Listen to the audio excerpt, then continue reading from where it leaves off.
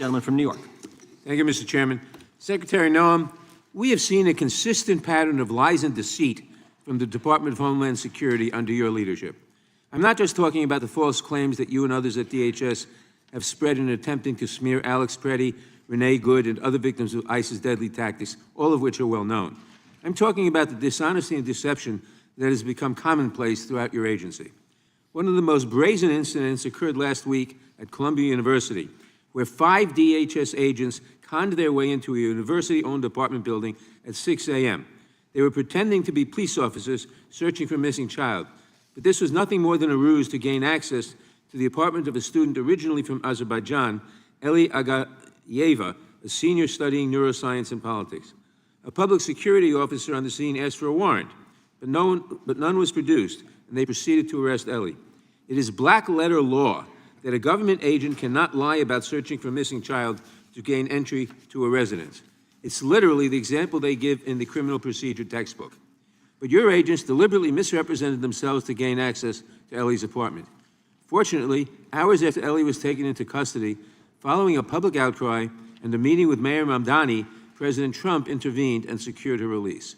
If Eli had been among the worst of the worst that you claim to target, surely the president would not have pushed for her release. But this is just one example of an out-of-control department under your leadership. My own office was the victim of your agents' deceptive tactics last year, when DHS agents entered my office under false pretenses, claiming that my staff was, quote, harboring rioters, when video clearly showed this was not the case. A statement issued by DHS claimed the agents were doing a, quote, security check, and yet the video that has been released shows them handcuffing a staffer, demanding access to non-public areas of my office without a warrant, denying that they even needed a warrant when challenged by a member of my staff, and never once asking about the safety and security of my staff. More lies. Although both of these incidents are traumatic for those involved, at least everyone is alive and well.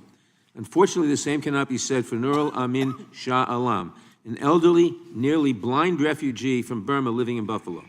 2 weeks ago, he was left abandoned by U.S. Customs and Border Patrol agents outside a Tim Hortons coffee shop an hour after they closed, in the cold and in the dark, with no shoes on, miles away from his home.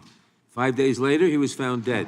Mr. Shah Alam escaped the genocide in his home country just to die here because Border Patrol could not be bothered to take him home or to tell his family where they had released him. When the story came out in the press, DHS claimed that they had dropped Mr. Shah Alam at a, quote, warm, safe location near his last known address. Your agents also claimed Mr. Shah Alam showed, quote, no signs of distress, mobility issues, or disabilities requiring special assistance. These were obvious lies. The coffee shop was closed. It wasn't safe and warm. He was nearly blind. He required special assistance, but your agents callously left him to defend for himself with deadly consequences. This is a clear case of your officers failing to fulfill the basic duty of care, and as a result, this man is dead. So, Secretary Noem, I want to know if there will be any accountability for the incidents I have described today.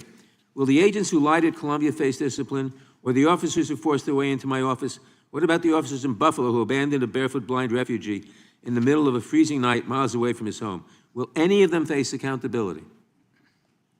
Well, sir, you talk about several different specific cases. What I would say is some of your facts are wrong on some of those cases, but also that they are all being reviewed. We do have a review process in the ICE agency within that department that goes through and does an OPR, which is the Office of Professional Responsibility, makes sure that all protocols were followed in every single case. In the case of the Columbia student. We know, reclaiming my time, we know that in the cases of Renee Good and Alex Preddy, proper protocols were not followed.